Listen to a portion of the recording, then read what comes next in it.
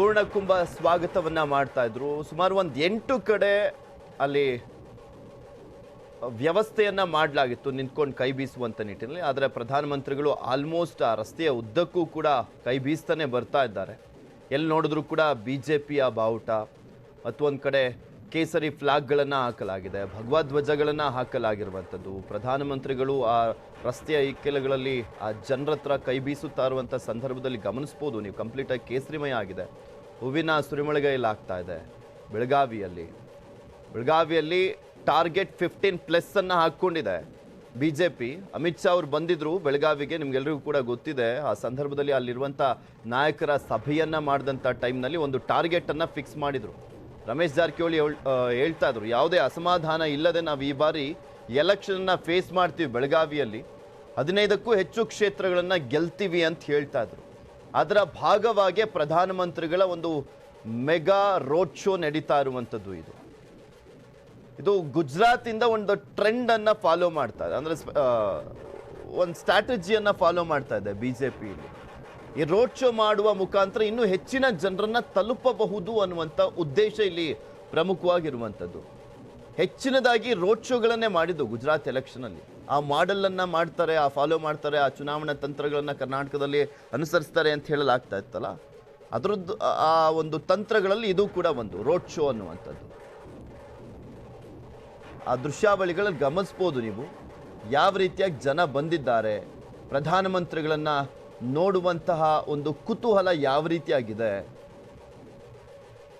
ವಿಶ್ವದ ಅಗ್ರಗಣ್ಯ ನಾಯಕನನ್ನ ನೋಡ್ತಾ ಇದ್ದೇವೆ ನಾವು, ನಮ್ಮ ಪ್ರಧಾನಿಗಳನ್ನ ನೋಡುವಂತ ಸೌಭಾಗ್ಯ ನಮಗೆ ಸಿಗ್ತಾ ಇದೆಯಲ್ಲ ಅನ್ನುವಂಥ ಒಂದು ಧನ್ಯತಾ ಭಾವ ಕೂಡ ಇದೆ ಅಲ್ಲಿ ನಡೆದಿರುವಂಥ ಬೆಳಗಾವಿಯ ಜನರಲ್ಲಿ. 18 ಕ್ಷೇತ್ರಗಳಿಂದನೂ ಕೂಡ ಜನರನ್ನ ಕರೆಸಲಾಗಿದೆ.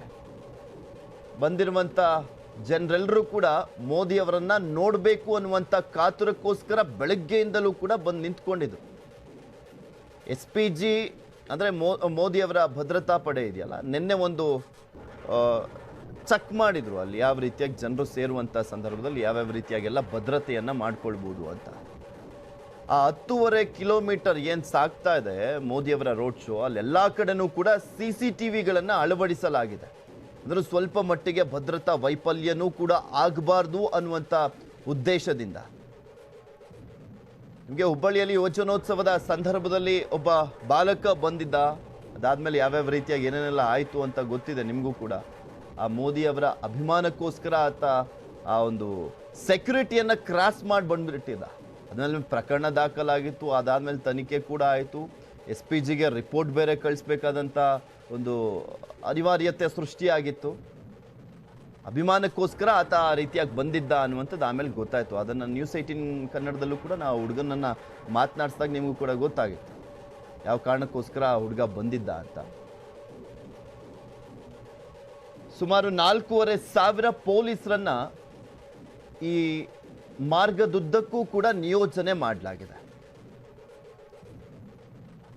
ಪ್ರಧಾನಮಂತ್ರಿಗಳು ನಿರಂತರವಾಗಿ ರಾಜ್ಯಕ್ಕೆ ಬರ್ತಾನೇ ಇದ್ದಾರೆ.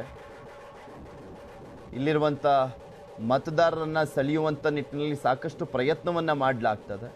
ಬಿಕಾಸ್ ರಾಜ್ಯದ ಎಲೆಕ್ಷನ್ ಟ್ರೆಂಡ್ ಇದೆಯಲ್ಲ, ಸದ್ಯದ ಟ್ರೆಂಡ್ ಪ್ರಕಾರ BJP ಮತ್ತೆ ಅಧಿಕಾರಕ್ಕೆ ಏರಬೇಕು ಅಂದರೆ ನರೇಂದ್ರ ಮೋದಿಯವರ ಪ್ರಚಾರ ತುಂಬ ಇಂಪಾರ್ಟೆಂಟ್ ಆಗಿದೆ. BJPಗೆ ಕಂಪ್ಲೀಟಾಗಿ ಡಿಪೆಂಡ್ ಆಗಿಬಿಟ್ಟಿದ್ದಾರೆ ನರೇಂದ್ರ ಮೋದಿಯವರ ಮೇಲೆ. ಸೊ ಹೀಗಾಗಿ ಜನರ ಮನಸ್ಸನ್ನು ಗೆಲ್ಲಬೇಕು, ಡಬಲ್ ಇಂಜಿನ್ ಸರ್ಕಾರ ಅನ್ನುವಂಥದ್ದನ್ನು, ಅಂದರೆ ಅದು ಬಂದರೆ ವರ್ಕೌಟ್ ಆಗುತ್ತೆ, ನಮ್ಮ ರಾಜ್ಯಕ್ಕೆ ಹೆಲ್ಪ್ ಆಗುತ್ತೆ, ನಮ್ಮ ಹಳ್ಳಿ ಆಗಿರ್ಬೋದು, ನಮ್ಮ ತಾಲೂಕು ಆಗಿರ್ಬೋದು, ಜಿಲ್ಲೆ ಅಭಿವೃದ್ಧಿ ಆಗಬೇಕು ಅಂದರೆ ಈ ಡಬಲ್ ಇಂಜಿನ್ ಸರ್ಕಾರನೇ ಅನಿವಾರ್ಯ ಅನ್ನುವ ರೀತಿಯಲ್ಲಿ ಜನರ ಮನಸ್ಥಿತಿ ಚೇಂಜ್ ಮಾಡಬೇಕು ಅಂದರೆ ಈ ರೀತಿಯಾದಂಥ ರೋಡ್ ಶೋಗಳು ಅನಿವಾರ್ಯ ಅನ್ನುವಂಥದ್ದು BJPಗೆ ಗೊತ್ತಿದೆ. ಸೊ ಹೀಗಾಗಿನೇ ಹೈಕಮಾಂಡ್ ನಾಯಕರು ಬರ್ತಾನೇ ಇದ್ದಾರೆ. ಮೋದಿಯವರಿಂದ ಹೆಚ್ಚಿನ ಪ್ರಚಾರವನ್ನು ಮಾಡಿಸ್ತಾ ಇರುವಂಥದ್ದು. ಅಮಿತ್ ಶಾ ಅವರು ಕೂಡ ಸಾಕಷ್ಟು ಬಾರಿ ಈಗ ಆಲ್ರೆಡಿ ರಾಜ್ಯಕ್ಕೆ ಬಂದು ಹೋಗಿದ್ದಾರೆ, ಒಂದು 6 ಬಾರಿ ಬಂದಿದ್ದಾರೆ ಅಮಿತ್ ಶಾ ಅವರು ಕೂಡ.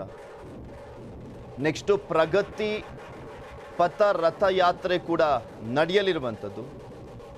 224 ತಾಲೂಕುಗಳಲ್ಲೂ ಕೂಡ ಸುಮಾರು 135 ವಾಹನಗಳಲ್ಲಿ LED ಸ್ಕ್ರೀನ್ಗಳಿರುವಂಥದ್ದು, ಅದರ ಮುಖಾಂತರ ಜನರನ್ನ ತಲುಪುವಂಥ ಕೆಲಸವನ್ನ ಬಿಜೆಪಿ ಮಾಡ್ತಾ ಇದೆ.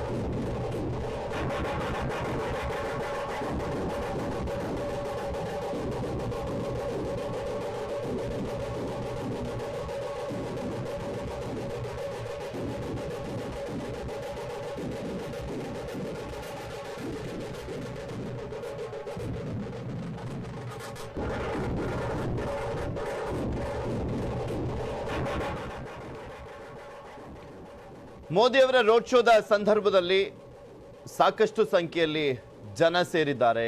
ಹೂವಿನ ಮಳೆ ಅಲ್ಲಿ ಇರುವಂಥದ್ದು ಗಮನಿಸ್ಬೋದು ನೀವು. ಪ್ರತಿಯೊಬ್ಬರು ಕೂಡ ಮೋದಿಯವರನ್ನ ನೋಡುವಂಥ ಸಂದರ್ಭದಲ್ಲಿ ಹೂವನ್ನು ಎಸಿತಾ ಇದ್ದಾರೆ. ಅಲ್ಲಿ ಹೂವಿನ ಮಳೆಯ ರೀತಿಯಲ್ಲೇ ಕಾಣಿಸ್ತಾ ಇದೆ. ಅದು ಸುಮಾರು 10 ಕಡೆ ಸಾರ್ವಜನಿಕ ವೀಕ್ಷಣೆಗೆ ಅವಕಾಶ ಮಾಡಿಕೊಡ್ಲಾಗಿತ್ತು. ಫಸ್ಟ್ ಪ್ಲಾನ್ ಇದ್ದಿದ್ದ ಪ್ರಕಾರ ಆ ಪ್ಲಾನ್ ಒಂಥರ ಉಲ್ಟಾ ಆದಂತೆಯೇ ಕಾಣಿಸ್ತದೆ. ಬಿಕಾಸ್ ಪ್ರಧಾನಮಂತ್ರಿಗಳು ಎಲ್ಲರ ಹತ್ರನೂ ಕೂಡ ಕೈ ಬೀಸ್ಕೊಂಡೇ ಬರ್ತಾ ಇದ್ದಾರೆ ಮಾರ್ಗದುದ್ದಕ್ಕೂ ಕೂಡ. ಇನ್ನೂ ತುಂಬ ಹೊತ್ತಾಗುತ್ತೆ ಅಂತ ಕಾಣಿಸುತ್ತೆ. ಏಕೆಂದರೆ ಹಾಕಿದ ಟೈಮಿಂಗ್ಸ್ ಪ್ರಕಾರ ನೋಡೋದಾದರೆ ಸುಮಾರು ಒಂದು ಅರ್ಧ ಗಂಟೆಗಳ ಕಾಲ ರೋಡ್ ಶೋ ಮಾಡುವಂಥ ಪ್ಲಾನ್ ಇತ್ತು.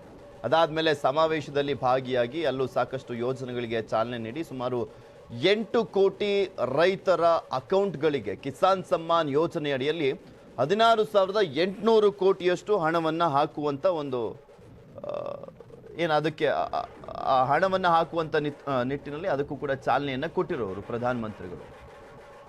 ಆದರೆ ಈ ರೋಡ್ ಶೋದಲ್ಲೇ ಟೈಮ್ ಆಗ್ತಾ ಇದೆ. ಆಲ್ಮೋಸ್ಟ್ ಎಲೆಕ್ಷನ್ ಇರುವಂಥ ಸಂದರ್ಭದಲ್ಲಿ ಸಹಜವಾಗಿ ಹೆಚ್ಚಿನ ಸಮಯವನ್ನು ರಾಜ್ಯಕ್ಕೆ ಮೀಸಲಿಡ್ತಾ ಇದ್ದಾರೆ ಪ್ರಧಾನಿಗಳು.